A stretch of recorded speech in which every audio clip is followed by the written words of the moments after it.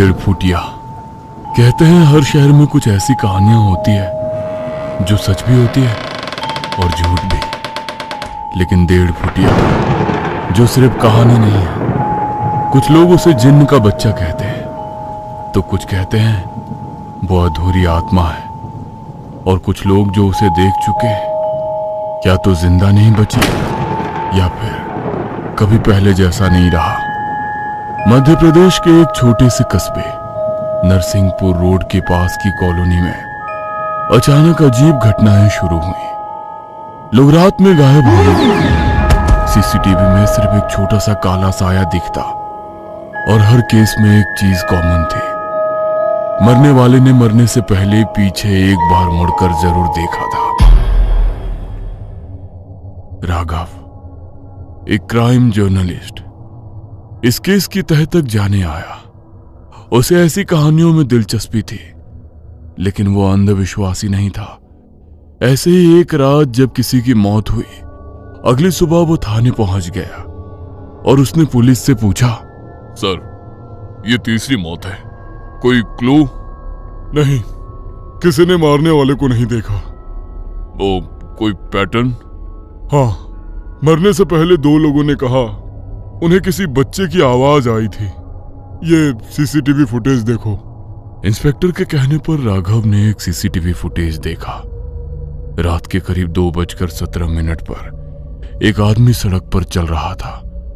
अचानक वो रुकता है और पीछे देखता है और डर के मारे भागने लगता है। तभी कोई पीछे से उसके कंधे पर झपटता है और कैमरा ब्लैंक हो जाता है। राघव हैरानी से दोबारा उस वीडियो को देख ही रहा था कि एक बूढ़ी औरत वहां आई और इंस्पेक्टर से बोली, तुम जिस चीज को ढूंढ रहे हो वो इंसान नहीं है, वो जिन्न का बच्चा है, अधूरा अधमरा। उसकी लंबाई सिर्फ 1.5 फुट है, लेकिन उसकी ताकत इंसान से 100 गुना ज्यादा। उसकी बात सुन इंस्पेक्टर और राघव एक दूसरे की ओर देखने लगे। राघव ने आगे बढ़कर उससे बात की। अब कौन है आप? ये किसके बारे में बात कर रही है? मेरा नाम शकीला आपा है। मैं उसकी बात करने आई हूँ जिसे आप ढूंढ रहे हैं। ये क्या बोल रही हैं आप? वो हमेशा पीछे से बुलाता है। उसकी आवाज कभी बच्चे जैसी होती है, कभी किसी अपने की। उसकी आंखें पूरी काली होती है और उसका चेहरा आधा जला हुआ। वो परछाई खा जाता है। जिसकी परछाई वो खा ले, वो इंसान धीरे धीरे अंदर से खत्म हो जाता है। आप बेमतलब की अफवाह मत फैलाओ। ये अफवाह नहीं है, सच है। आप बस लोगों को बोल दो कि अगर पीछे से कोई आवाज आए तो मुड़ कर ना देखें। 21वीं सदी में 18वीं सदी की बातें कर रहे हो। लोग हम पर हंसेंगे कि हम कातिल को नहीं ढूंढ पाए, तो अफवाह फैला रहे हैं। राघव शकीला आपा की बातें सुन रहा था। उसकी आंखें देखकर उसे यकीन होने लगा कि यह औरत झूठ नहीं बोल रही है। ये सच है या अफवाह? इसका पता मैं लगा कर रहूंगा। मैं खुद इसका पता लगा कर रहूंगा। राघव ने तय किया, आज रात वो खुद बाहर जाएगा। वो अंधेरी रात में बाहर निकला। रात के 2 बज रहे थे। सड़क खाली थी। अचानक किसी बच्चे की आवाज आई, भैया। आवाज सुन राघव रुक गया। आवाज पीछे से आई थी। उसका दिल जोर से धड़कने लगा। भैया, मुझे घर जाना है। राघव ने धीरे धीरे पीछे देखा, और जो उसने देखा उसकी रूह कांप गई। वहां एक छोटा सा बच्चा खड़ा था, लेकिन उसका शरीर टेढ़ा मेढ़ा था। हाथ लंबे पैर उल्टे, चेहरा आधा जला हुआ और आंखें पूरी काली, बिना पुतली के। वो धीरे से मुस्कुराया और फिर अचानक वो जमीन से उछला और सीधा राघव के सीने पर आ गिरा। अचानक झटके से राघव जमीन पर गिर पड़ा। उसे लगा जैसे उसकी सांस रुक रही है। वो चीज उसकी छाया को पकड़ने की कोशिश कर रही थी।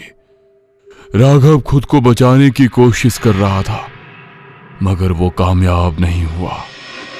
अंधेरे में उसकी चीख गूंजने लगी। तभी राघव को शकीला आपा की बात याद आई कि लोहे से वो डरता है। उसने जेब से चाबी निकाली और उस पर वार किया। जैसे ही राघव ने उस पर वार किया, वो चीख कर पीछे हट गया और फिर गायब हो गया। मगर साथ ही गायब हो गई राघव की परछाई।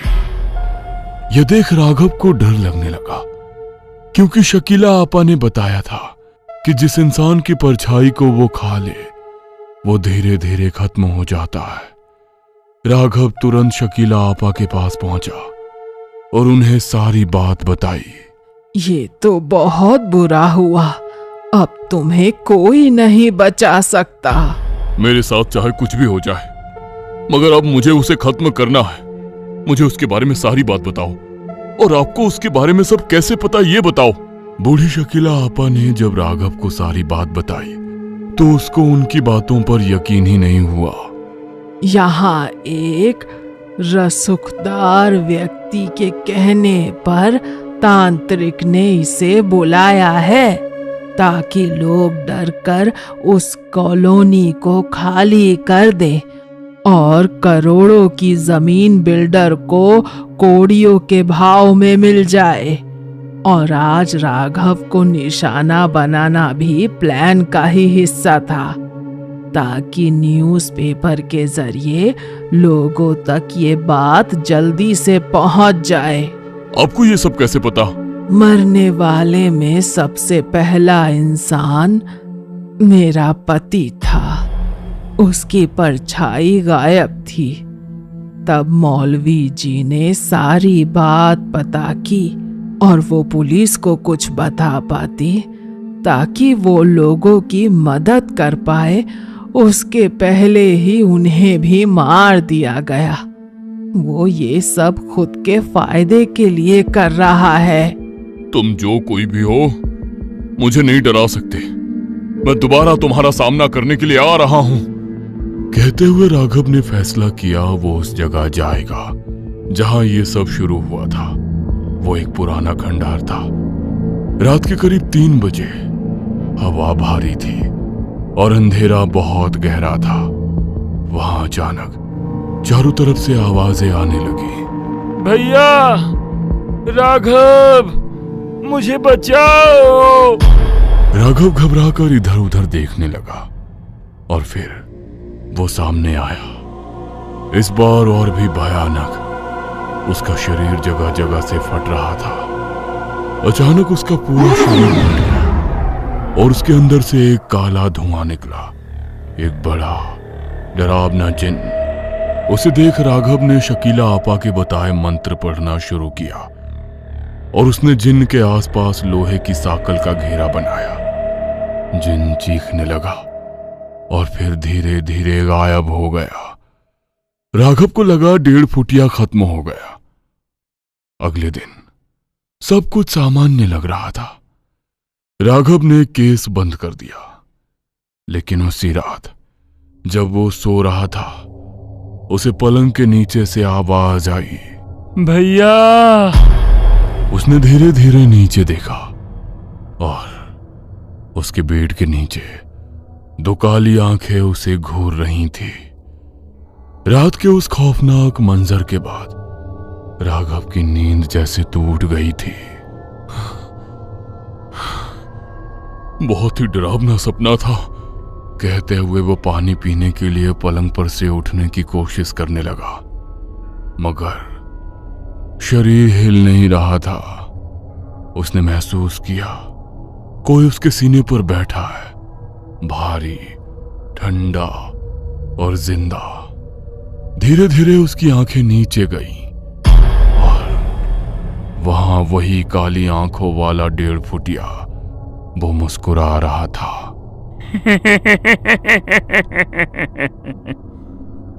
अब तू मेरा है, तुझे कोई नहीं बचा सकता। राघव चीखना चाहता था, लेकिन आवाज उसके गले से बाहर नहीं आई। मगर जब वो सुबह उठा तो सब कुछ नॉर्मल था, लेकिन उसकी परछाई अब उसकी नहीं थी। राघव ने ऑफिस के लिए तैयार होते वक्त खुद को आईने में देखा। सब ठीक था, लेकिन जैसे ही उसने आवाज सुन पीछे देखा, उसकी परछाई उसके साथ नहीं हिल रही थी। वो अलग खड़ी थी और उसे घूर रही थी। अचानक परछाई ने मुस्कुराई और धीरे से फुसफुसाई, वो आ चुका है। राघव पीछे मुड़ा, मगर वहां कोई नहीं था। अब राघव जहां भी जाता उसे वही आवाज सुनाई देती। भैया। ऑफिस में, सड़क पर, यहां तक कि फोन कॉल में भी। एक दिन उसने कॉल उठाया तो दूसरी तरफ से सिर्फ सांसों की आवाज आ रही थी। ये सांसें उसे अपने कंधे पर महसूस हो रही थी। तो उसने पीछे देखा तो वहां 1.5 फुटिया खड़ा था। राघव ने तुरंत फोन फेंक दिया, मगर अचानक फिर वो गायब हो गया। राघव ने सोचा ये सब उसका वहम है, लेकिन उसी दिन उसे खबर मिली। जिस आदमी को उसने सीसीटीवी में देखा था कि जो कि मर चुका था, वो वापस आ गया है। लेकिन वो इंसान नहीं था। उसकी आंखें खाली थीं, बेजान चेहरा और उसकी परछाई गायब थी। राघव फिर शकीला आपा के पास गया। वो उसे देखकर घबरा गई। तू बच्चा नहीं है, वो अब तेरे अंदर आ चुका है। मतलब? 1.5 फुटिया सिर्फ शिकार नहीं करता, वो अपने लिए शरीर ढूंढता है और तू उसका अगला घर है। यह नहीं हो सकता। उस रात राघव को लगा जैसे उसका शरीर खुद चल रहा है। उसके हाथ टेढ़े मेढ़े हो गए थे। राघव के गले से निकलने वाली आवाज भारी, फटी हुई थी और उसके शरीर से किसी पुरानी कब्र की सड़न जैसी बदबू आ रही थी। भैया। राघव का हाथ अपने आप उठा और उसने आईने पर एक जोरदार मुक्का मारा। आईना चकनाचूर हो गया, लेकिन ताज्जुब की बात यह थी कि राघव के हाथ से खून नहीं निकला। टूटे हुए शीशों के टुकड़ों में उसे अपनी शक्ल नहीं, बल्कि उस 1.5 फुटिया के चेहरे नजर आ रहे थे। ये देख राघव पागलों की तरह कमरे से बाहर भागा। सड़क पर सन्नाटा था, लेकिन उसे अपने पीछे सैकड़ों कदमों की आहट सुनाई दे रही थी। उसने एक स्ट्रीट लाइट के नीचे रुककर अपनी परछाई देखी। वो परछाई अब जमीन पर लेटी नहीं थी, बल्कि दीवार पर एक 3 साल के बच्चे की तरह सीधी खड़ी थी। परछाई ने अपना हाथ उठाया और राघव का गला घोटने का इशारा किया। अचानक राघव को सच में घुटन महसूस होने लगी। उसका दम फूलने लगा। तभी उसे शकीला आपा की एक और बात याद आई। जिन रूह नहीं, आग और धुएं की औलाद है, उसे बुझाने के लिए खुद को जलाना पड़ता है। राघव खुद को बचाने के लिए लड़खड़ाते हुए उसी तांत्रिक के ठिकाने की ओर बढ़ा, जिसका जिक्र शकीला आपा ने किया था। शहर के बाहरी इलाके में स्थित एक पुरानी चमड़े की फैक्ट्री। वहां पहुंचते ही उसने देखा कि वो रसूखदार बिल्डर और वही तांत्रिक एक जलते हुए कुंड के पास बैठे थे। महाराज, बलि पूरी हुई। अब राघव का शरीर उस जिन का पक्का घर है। अब ये पत्रकार वही लिखेगा जो हम चाहेंगे और पूरी कॉलोनी डर के मारे खाली हो जाएगी। राघव, जिसके अंदर अब वो 1.5 फुटिया पूरी तरह हावी हो चुका था, एक झटके में उनकी ओर झपटा। उसकी रफ्तार किसी इंसान जैसी नहीं थी। उसने तांत्रिक का गला पकड़ लिया तूने मुझे बुलाया, लेकिन तूने मुझे कैद करने की कोशिश की। अब मैं किसी का गुलाम नहीं हूं। फैक्ट्री में चारों ओर आग लग गई। राघव के शरीर के अंदर एक जंग छिड़ गई थी। एक तरफ पत्रकार राघव की आखिरी बची हुई चेतना और दूसरी तरफ वो खौफनाक 1.5 फुटिया। राघव ने देखा कि सामने तेजाब का एक बड़ा टैंक खुला पड़ा है। उसने अपनी पूरी इच्छा शक्ति बटोरी और चिल्लाया, यदि ये शरीर तुम्हारा घर है और यही तुम्हारा ठिकाना है, तो मैं इस ठिकाने को ही बर्बाद कर दूंगा। साथ में तुम भी खत्म हो जाओगे। बिल्डर और तांत्रिक की चीखों के बीच राघव ने उस जलते हुए कुंड से आग उठाई और खुद को आग लगा ली। जैसे ही आग की लपटें उसके जिस्म को छूने लगी, उसके अंदर से एक दिल दहला देने वाली चीख निकली। वो 1.5 फुटिया धुआं बनकर बाहर निकलने की कोशिश करने लगा, लेकिन राघव ने लोहे की एक भारी चेन अपने हाथ में लपेटकर खुद को और उस धुएं को जकड़ लिया। अगले ही पल एक जोरदार धमाका हुआ। अगली सुबह पुलिस को वहां सिर्फ राख मिली। ना राघव का शरीर मिला, ना ही वो रसूखदार बिल्डर। केस फाइल में लिख दिया गया कि गैस लीकेज की वजह से हादसा हुआ। महीनों बाद नरसिंहपुर की उस कॉलोनी में शांति थी, लेकिन एक रात एक नया चौकीदार ड्यूटी पर तैनात था। तभी उसे पीछे से एक पतली सी आवाज आई, भैया, यहाँ बहुत अंधेरा है, थोड़ी सी रोशनी होगी क्या? चौकीदार ने जैसे ही पीछे मुड़कर देखा, उसे सड़क पर कोई नहीं दिखा, लेकिन सीसीटीवी कैमरे की फुटेज में उस चौकीदार के पीछे एक 1.5 फुट की परछाई हाथ हिला रही थी। राघव तो चला गया था, लेकिन वो 1.5 फुटिया अब भी जिंदा था। अपना तो उसका कोई ना ही मालिक था, ना ही कोई रहने का ठिकाना। वो पूरी तरह आजाद था। अब कहीं वो आपके पीछे से आवाज दे, भैया, तो मुड़कर मत देखना।